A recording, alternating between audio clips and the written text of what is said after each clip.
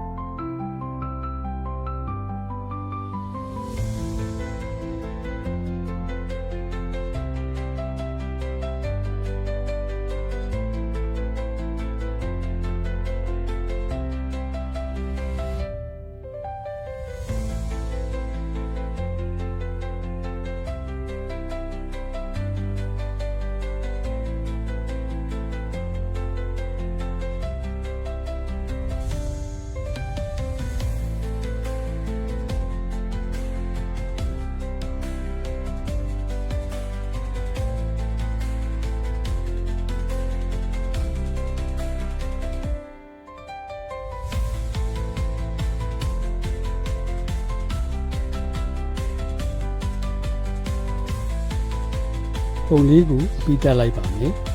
။မြင်ញ្ပြုခဲ့တဲ့မူရင်းပုံကိုလည်းရှင်တွဲဖော်ပြလိုက်ပါတယ်။